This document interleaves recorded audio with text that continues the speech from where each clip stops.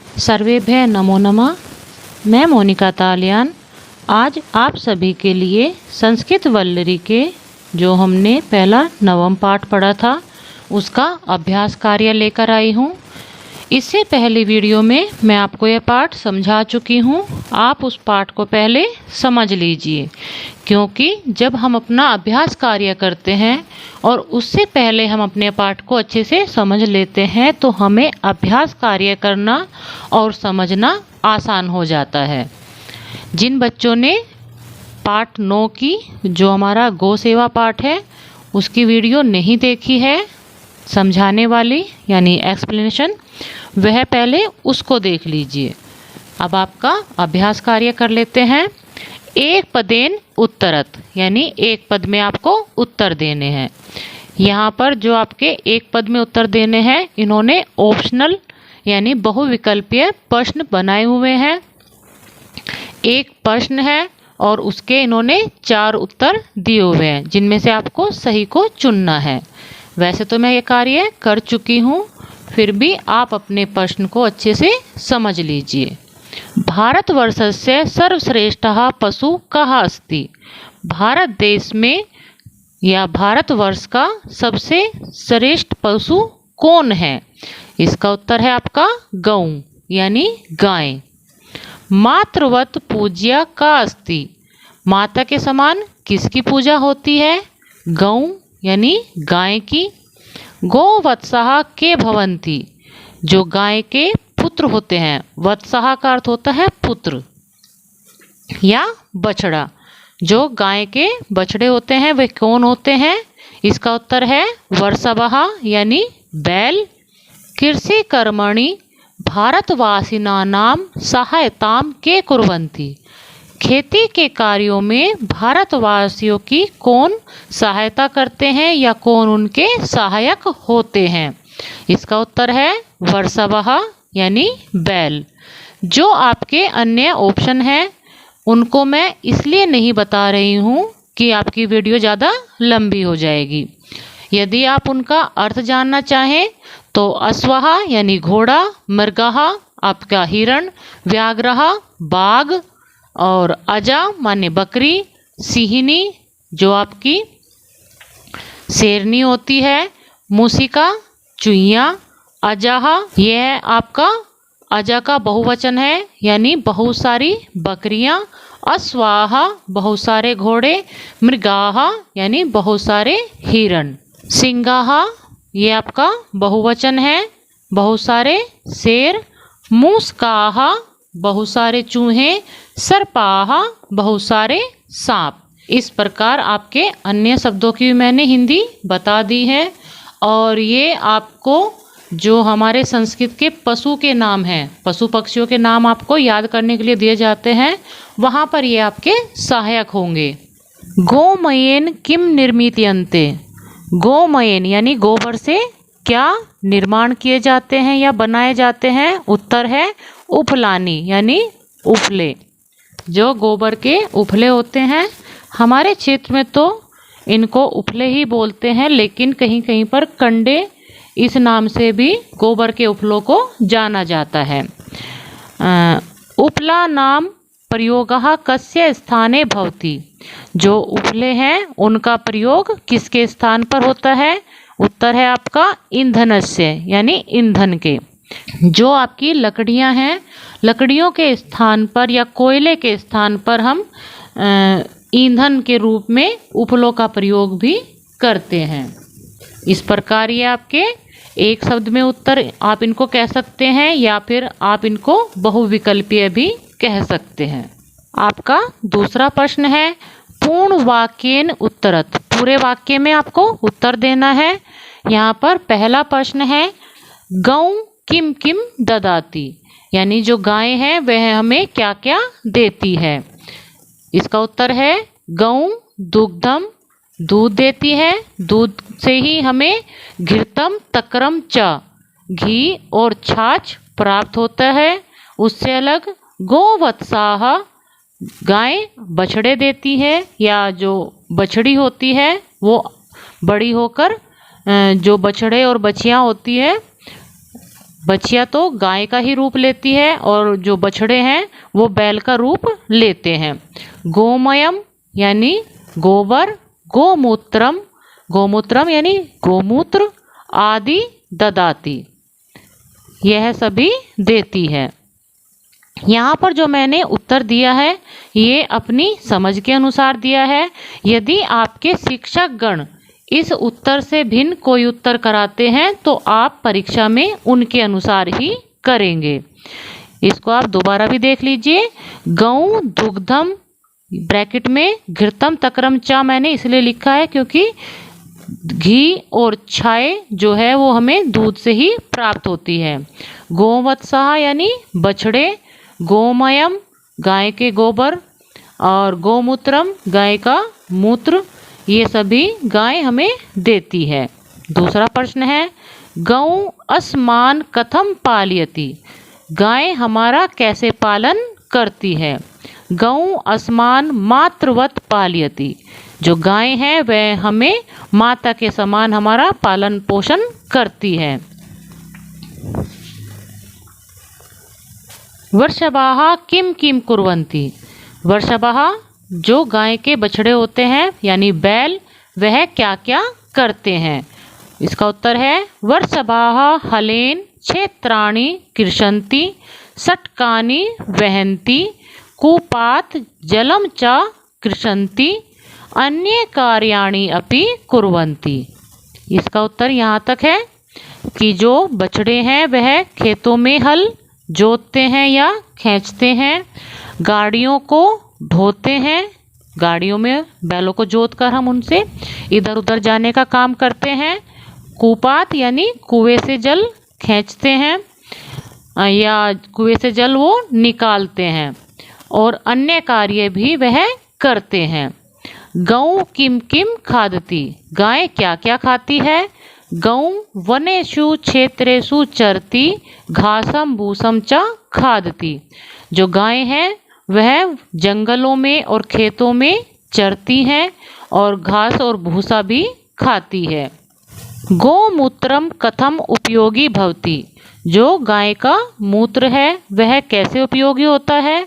गोमूत्रम ओषधिषु क्षेत्राणाम उर्वरा शक्ति वृद्धिषु उपयोगी भवति, जो गोमूत्र है वह दवाइयों में और जो हमारे खेत हैं उनकी उर्वरक शक्ति को बढ़ाने में उपयोगी होते हैं।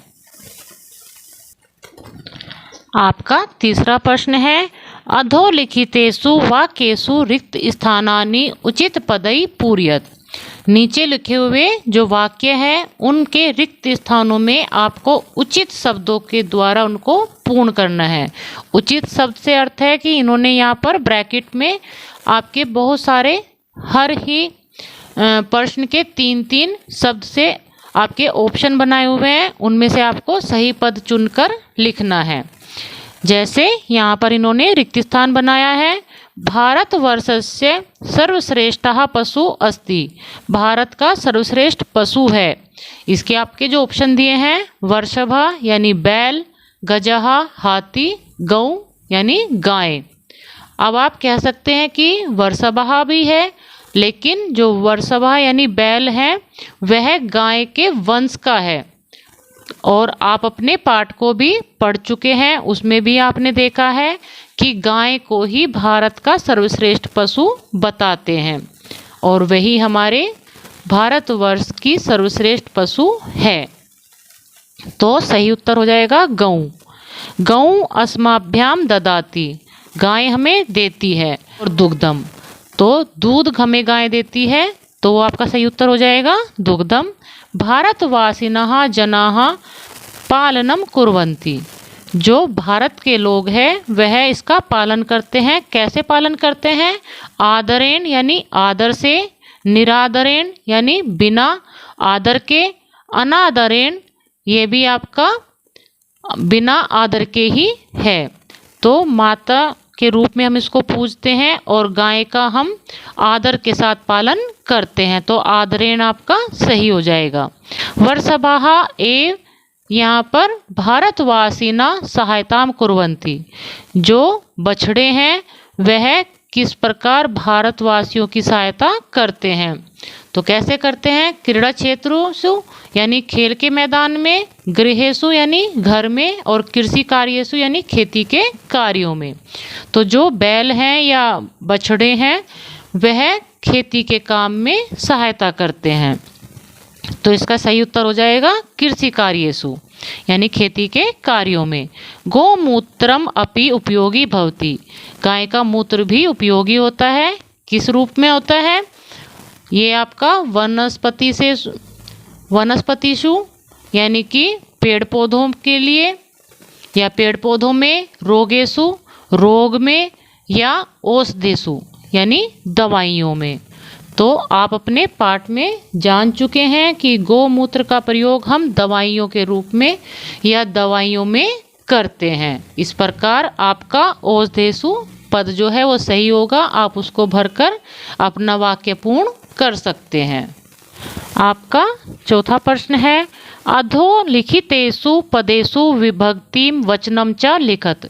अधोलिखितेषु यानी जो नीचे लिखे हुए आपके ये पद हैं, पदानी लिखा है ना कि ये आपके पद हैं या शब्द आप इनको कह सकते हैं, उनमें आपको विभक्ति और वचन बताना है। यहाँ पर गोपालनस्य यह आपका षष्ठी विभक्ति एक वचन का शब्द है। दानेन तृतीय विभक्ति एक वचन का शब्द है। कुपात पंचमी विभक्ति एक वचन का शब्द है। सेवायाः यह आपका पंचमी और षष्ठी ये आपका दोनों एक समान होते हैं, स्त्रीलिंग का शब्द है और एक वचन का है। यह आपके वाक्य में किस कारक चिन्ह के अनुसार प्रयोग हुआ है, फिर वहां से आप इसका निर्धारण करते हैं। क्षेत्राणाम यानी क्षेत्रों, काके की इसमें षष्ठी विभक्ति बहुवचन है। दुग्धभ्य गो दुग्धेभ्य ये आपका चतुर्थी और पंचमी, क्योंकि जो दुग्धेभ्य शब्द है यह आपका चतुर्थी और पंचमी विभक्ति आपकी एक समान होती है, उसी का यह पद है और यह बहुवचन का है। यह आपका चतुर्थी में प्रयोग हुआ है या आपकी पंचमी विभक्ति के रूप में प्रयोग हुआ है, यह तो आपके वाक्य पर और उसके कारक चिन्ह पर ही निर्भर होता है। आपका पांचवा प्रश्न है, परस्परम मेलनम कुरुत, आपस में मेल कीजिए। खंड का और खंड खा, इनमें जो आपके खंड का में जो आपके पद आए हुए हैं उनका आपको खंड खा से मेल करना है। यह एक प्रकार से विशेष्य या विशेषण आप कह सकते हैं, या कर्ता और क्रिया के रूप में इनका मेल आपको करना है। यदि आपने पाठ अच्छे से पढ़ा है तो आप इसका मेल स्वयं भी कर सकते हैं, जैसे मैंने मेल किया हुआ है। आपका सर्वश्रेष्ठ पशु, ये आपका कौन है? गऊ यानी गाय। माता एव माता के समान, सेव्या हमें उसकी सेवा करनी चाहिए। गोदुग्धम गोदुग्धम का आपका स्वास्थ्यकारम यानी जो गाय का दूध है वह स्वास्थ्य बढ़ाने वाला है। सटकानी जो गाड़ी है वह आपका हो जाएगा वहंती यानी उसका वाहन करता है। हलेन क्षेत्राणि कृषन्ति, हल के द्वारा खेत को जोतता है या कृषि कार्य उसमें करता है। गोघृतम जो गाय का घी है वह पवित्रम पवित्र होता है।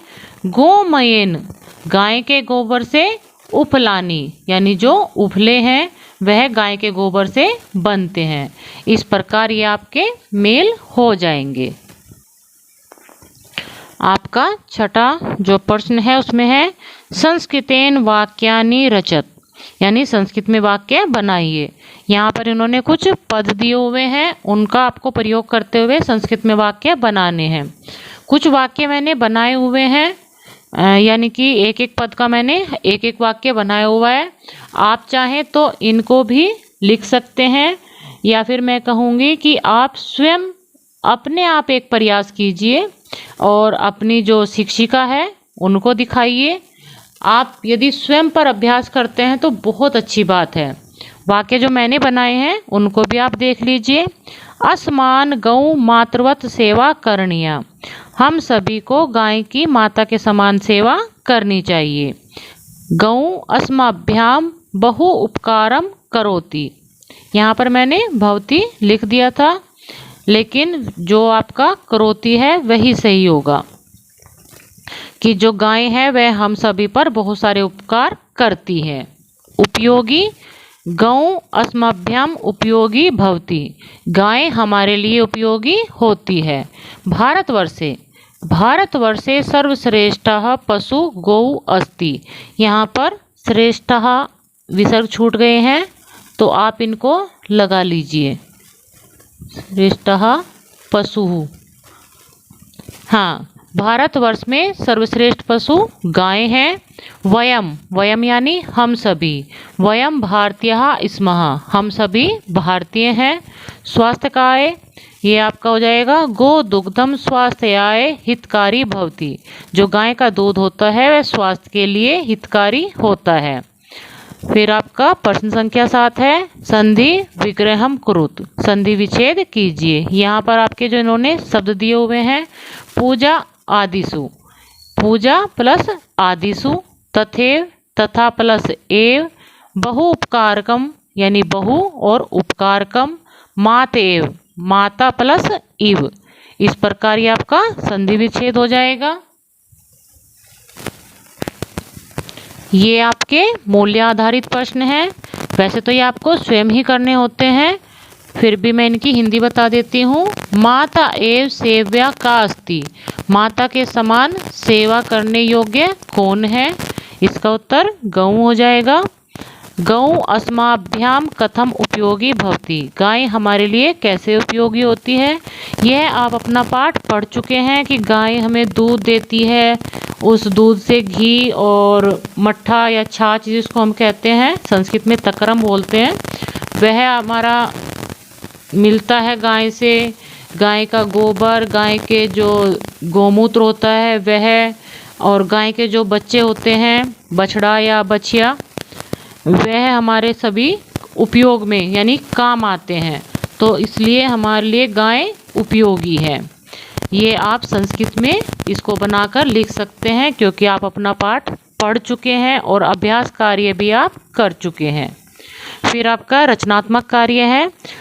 शिक्षक छात्रों से पालतू पशुओं के नाम संस्कृत में लिखने को कहें एवं संचिका में उनके चित्र भी लगवाएं। यहाँ पर बताया गया है कि जो हमारे पालतू पशु हैं, जिनको हम घरों में रखते हैं या जिनका हम पालन पोषण करते हैं, उनके नाम आपको संस्कृत में लिखने हैं। और संचिका, संचिका होती है आपकी जो कॉपी होती है, नोटबुक, जिस पर आप अपना कार्य करते हैं, उसमें आपको उनके चित्र भी लगाने हैं। शिक्षक छात्रों को पशुओं के प्रति दया एवं प्रेम का व्यवहार करने के लिए प्रेरित करें। यह तो तभी हो सकता है जब शिक्षक स्वयं पशुओं से प्रेम करता हो।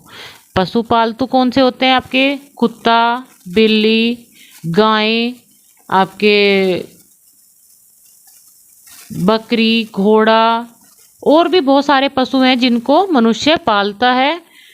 और आप भी अपने चारों ओर देखिए कि आपको क्या जन सामान्य में नज़र आता है, कौन व्यक्ति क्या क्या पशु पालता है। तो ये आपका खुद का करने का कार्य है। और हमें पशुओं पर दया करनी चाहिए क्योंकि वे बेजुबान होते हैं, अपने दुख दर्द को नहीं बता सकते। और पशु भी प्यार का ही भूखा होता है। यदि हम उससे प्यार करते हैं तो वह भी हमें कभी नुकसान नहीं पहुंचाता है। इस प्रकार ये आपका पाठ पूर्ण होता है। आशा करती हूँ कि आपको आपका पाठ और उसका अभ्यास कार्य समझ में आया होगा। धन्यवाद।